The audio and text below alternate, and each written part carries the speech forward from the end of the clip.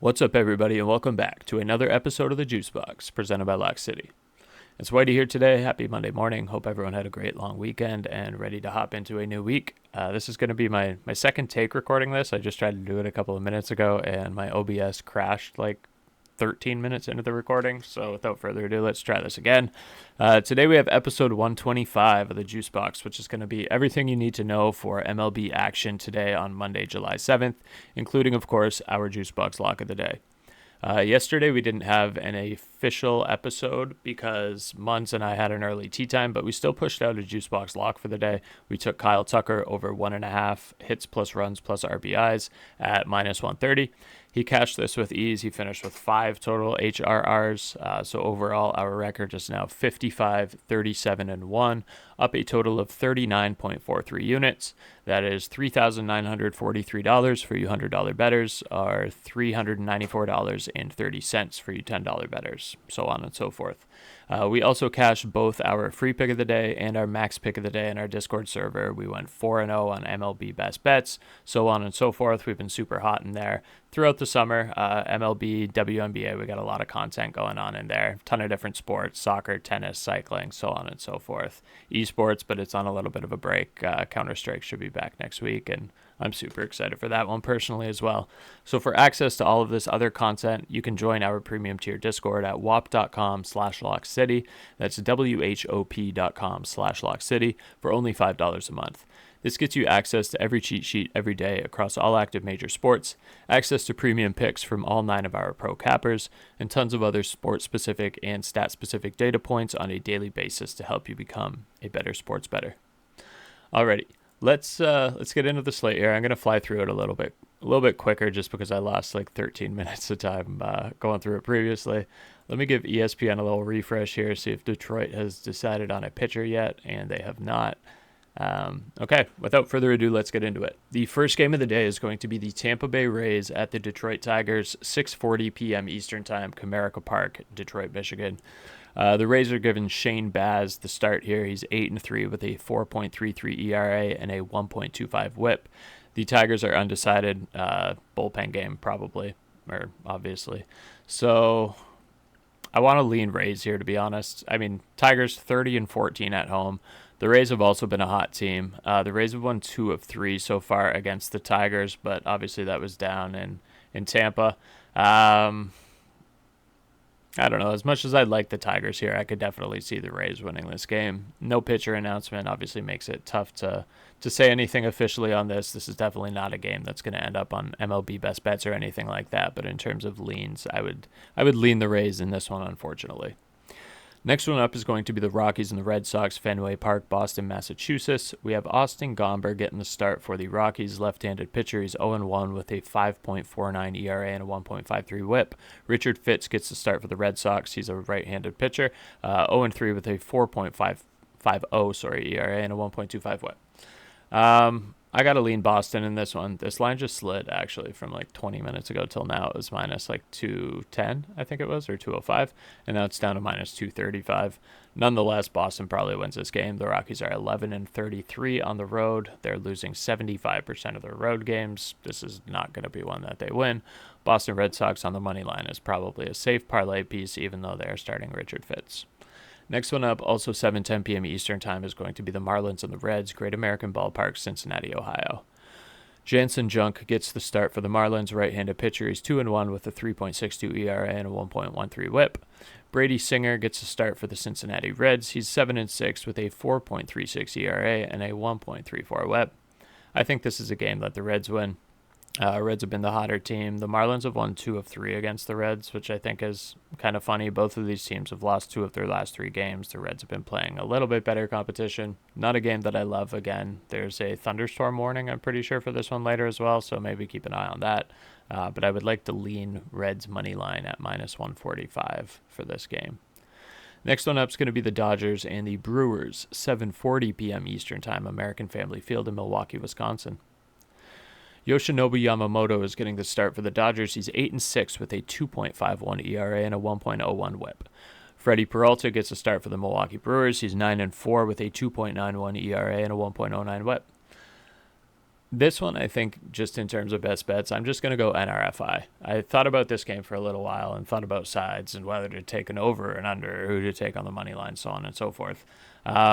I think just NRFI is best bet for this one. It's the first time that these teams have met this year. I'm just going to go no runs in the first inning as a best bet and touch nothing else probably from this game. Maybe some batter versus pitcher props, but both of these pitchers are solid, so I'm reluctant to do so. Next game, also 7:40 p.m. Eastern Time, is going to be the Pirates and the Royals at Kauffman Stadium in Kansas City, Missouri. Andrew Heaney gets to start for the Pirates. He's 4-7 with a 4.16 ERA and a 1.20 WHIP. Noah Cameron gets the start for the Royals, 2-4 with a 2.56 ERA and a 1.01 WHIP. Both these guys are lefties. I'm leaning Kansas City in this one. Kansas City went down, won that series in Arizona. Pittsburgh just got swept by Seattle. They did not even put up a single run in the last 3 games. They're 12-32 on the road, so similar situation where they're losing 75% of their road games, similar to the Rockies. I got to go, even though Kansas City has a sub 500 home record, which is abysmal, I'm going to go Kansas City on the money line at home, minus 150. Noah Cameron is the better pitcher. I think this is a relatively safe spot and a decently priced line, in all honesty. Next one up is going to be the Blue Jays and the White Sox, 7:40 p.m. Eastern Time at Rate Field in Chicago, Illinois. Jose Barrios gets the start for the Blue Jays. Right-handed pitcher. He's 4-3 with a 3.64 ERA and a 1.24 WHIP. Sean Burke gets a start for the White Sox. He's 4-7 with a 4.03 ERA and a 1.40 WHIP. I got to lean Toronto in this one just because the White Sox are the White Sox. The White Sox are 30-60 overall. They have a worse home record than the Blue Jays have an away record. The Blue Jays have just been the hotter team. The White Sox have actually won 2 of 3 against Toronto so far this season, and those games were held in Toronto. But they're on a winning streak here. They've been the hotter team. The White Sox are coming off of a series win, but it was against the Colorado Rockies. So I think this is a nice parlay piece. Sean Burke's been a decent pitcher, but I do think Toronto wins this game, despite starting Jose Barrios, who I'm not a big fan of. But 185 on the money line, I think that's a good parlay piece here. Next one up is going to be the Guardians and the Astros, 8:10 p.m. Eastern Time, and also where we are going to find our JuiceBox Lock of the day. The Guardians are starting Tanner Bybee. He's 4-9 with a 4.20 ERA and a 1.24 WHIP. And the Astros are giving Colton Gordon the nod. He's 3-1 with a 4.37 ERA and a 1.24 WHIP. The Astros have quickly shot up, obviously, but for those of you that don't follow standings, I'm just throwing this out there. Astros have quickly shot up to one of the best records in the MLB. They're 55-35 overall. They are 32-14 at home. The Guardians are in a tough AL Central division. Well, it was tougher looking earlier in the year. Now a lot of the teams are sub 500. But in the AL Central, they're 40-48 and 20-25 away from home.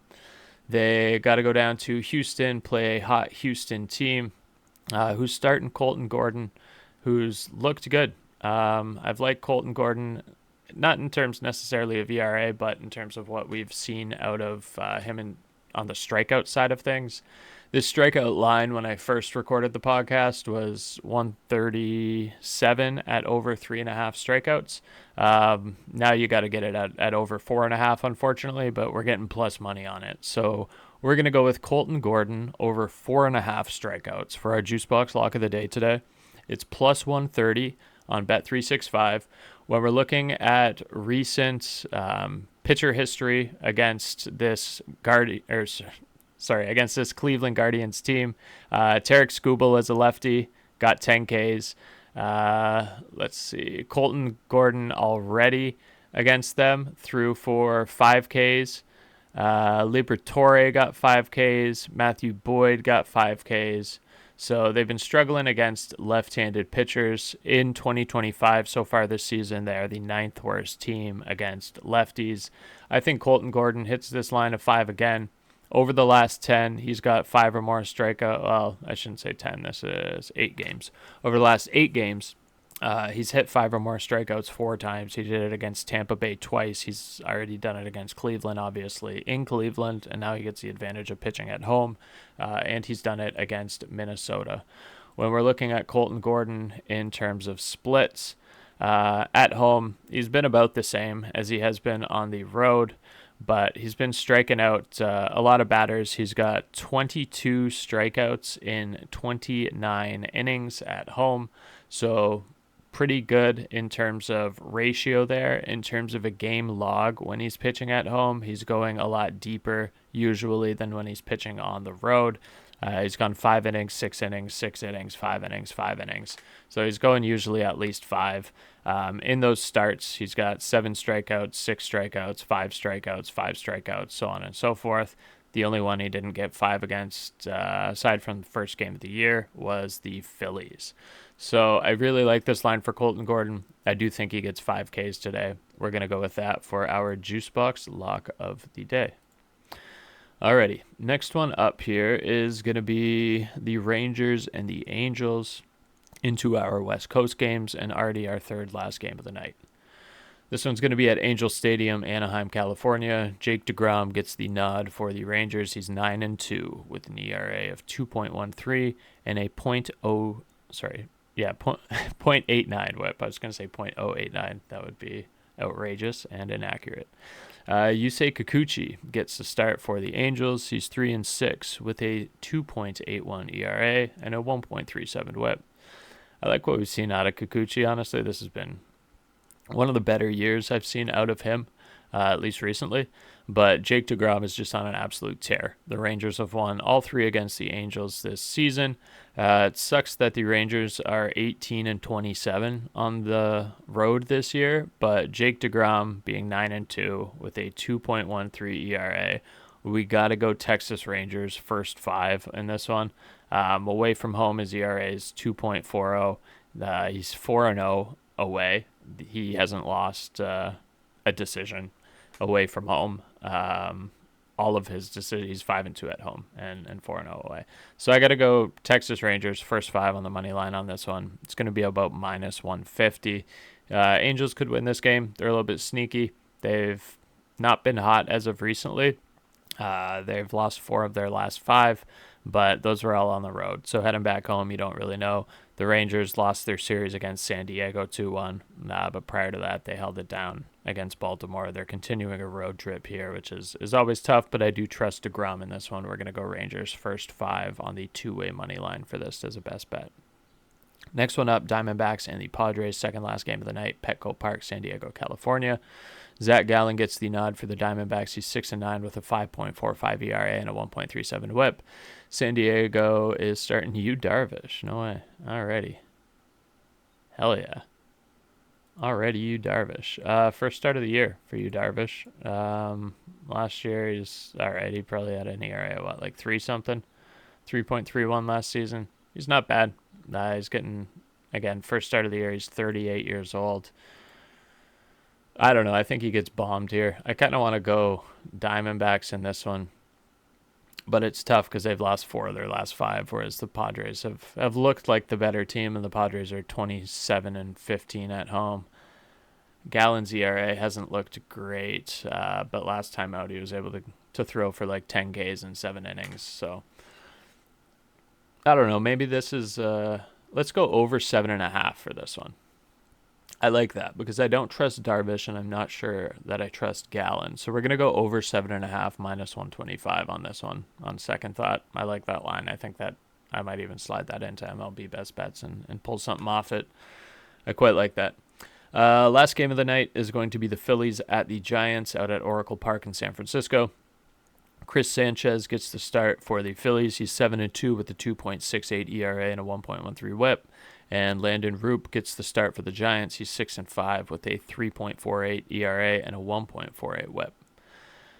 This is a tough one, to be honest. The over-under in this game is 6.5 too, which is crazy. Because, well, I know it's in San Francisco now, and these pitchers are good. But every game that these teams have played against each other this year has seen at least 10 or more runs. The Giants won 10-4, Phillies won 6-4, Giants won 11-4, and Phillies won 6-4. So we saw 14, 10, 15, and 10 total runs in the 4 games that these teams have played so far this season. I know the data is like this over under 6.5 is justified in terms of the pitchers here, but give me the over 6.5 in this one just because of the history of these two teams, and they're both really good. Phillies are 53 and 37 overall, and 23 and 21 on the road. They're putting up a lot of runs. They're 3 and 2 in their last 5. Put up 3 runs, 5 runs, 6 runs, 5 runs, 4 runs. The Giants 4 and 1 in their last 5. Put up 6 runs, 7 runs, 2 runs, 7 runs, and 6 runs. So you know what? Give me the over 6.5 in this one. The offenses have been good. The bats have been relatively hot. These pitchers are outstanding, but given the history of these two teams, I know it's out in San Francisco, but give me the over 6.5 in this one. I like it. -135 as a last bet of the day on this. So we'll hop back up, I guess, very quickly to our JuiceBox Lock. I won't go into too much detail. You can scroll back a little bit, but it's going to be Colton Gordon over 4.5 total strikeouts. He's already thrown 5 strikeouts against the Guardians this season on June the 6th, just over a month ago. So on 6-6, he threw 5 strikeouts. So on 7-7, we're going to see him throw at least another 5. We got the numerology in there today as well. But no, in all seriousness, Cleveland's not been great against left-handed pitchers. 9th worst in the MLB. Like we said, Colton Gordon's already thrown 5 against them this season. Skubal threw 10. Matt Boyd threw 5. Liberatore threw 5. So they've been struggling against lefties. I think Colton Gordon gets 5 here at a nice plus money, +130 on the line there on Bet365. So we're going to slide with that. Colton Gordon over 4.5 strikeouts. That's +130 on Bet365. And hope everyone has a great Monday. Hope you cash out with us here. I'm also on the free pick of the day, so those of you that follow us on Twitter, keep your eyes peeled for that a little bit later. And I'm also on the premium pick of the day on Mondays as well. So those of you in the premium side of the server, keep your eyes peeled for that as well. Last week and the week before, we actually swept all 3 of them on Monday. So I will look to do the same today and not disappoint y'all, especially not on this JuiceBox Lock. So let's get it going with Colton Gordon here, and I'll slide out 2 other winners for y'all here a little bit later in the morning. But hope to bring y'all some cash. Hope everyone has a great Monday, and see y'all tomorrow. Peace.